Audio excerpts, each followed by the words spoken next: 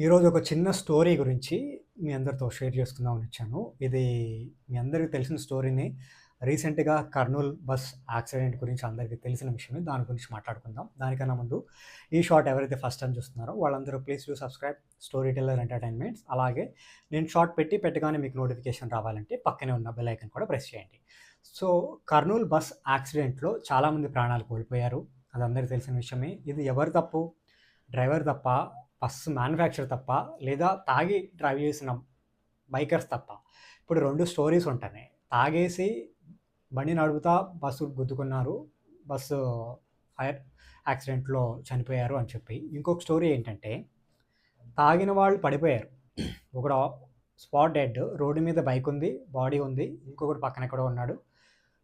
వస్తున్న బస్సు బండిని ఢీకొని ఆగకుండా ఎక్కడికో వెళ్ళిపోయింది. సో, దాన్ని బట్టి అది ఎంత స్పీడ్‌గా వస్తుందనేది మనం అర్థం చేసుకోవచ్చు. సో, అది కాకుండా నా పర్సనల్‌గా నా లైఫ్‌లో కూడా ఇలాంటివి జరిగినాయి ఇన్సిడెంట్స్. సో, ఐ థింక్ 2017 టైంలో సేమ్ విజయవాడ నుంచి స్లీపర్ బస్ ఎక్కి హైదరాబాద్‌కొచ్చాం. అది సాయికృష్ణ ట్రావెల్స్ అనమాట. వచ్చేటప్పుడు ఓకే. కొంచెం అంత కంఫర్ట్ అనిపించలేదు మాకు జర్నీ. But okay. బట్ అప్పుడు కొంచెం వెడ్డింగ్ సీజన్ కాబట్టి కొంచెం రేట్ డిఫరెన్స్ ఉందని చెప్పి అది చూస్ చేసుకున్నాం. అప్పటికి ఏం తక్కువ కాదు. అది కూడా 1300 చేంజ్ ఎంతో పెట్టాం అప్పట్లోనే. పెళ్లి అయిపోయి చూసుకొని రిటర్న్ వెళ్ళిపోయేటప్పుడు కూడా సేమ్ ట్రావెల్స్. ఓకే. ఈసారైనా మంచి బస్ వస్తదేమో అని చూసాం. మా బ్యాడ్ టైమ్ ఏంటంటే సేమ్ బస్ అనమాట. మేము ఏదైతే బస్ ఎక్కొచ్చామో అదే బస్సు రిటర్న్ వెళ్ళేటప్పుడు. సో, మనకక్కడ కొంచెం దూరం వెళ్ళిన తర్వాత సో, సడన్‌గా అది డ్రైవర్ తప్ప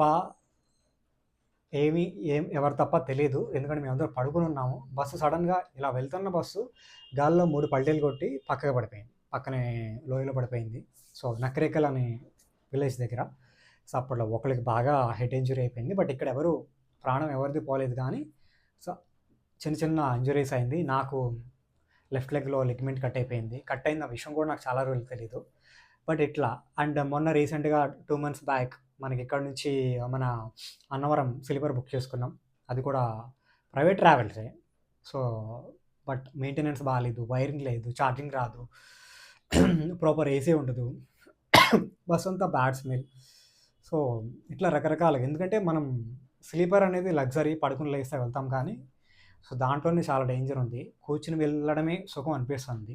జనరల్‌గా నేను ఎక్కువ స్లీపర్ ప్రిఫర్ చేస్తా. అలాంటిది ఈ ఇన్సిడెంట్‌లన్నీ చూసిన తర్వాత మూసుకొని ట్రైన్‌కెళ్దాం లేదా సిట్టింగ్‌లో వెళ్దాం అన్న క్లారిటీ వచ్చింది.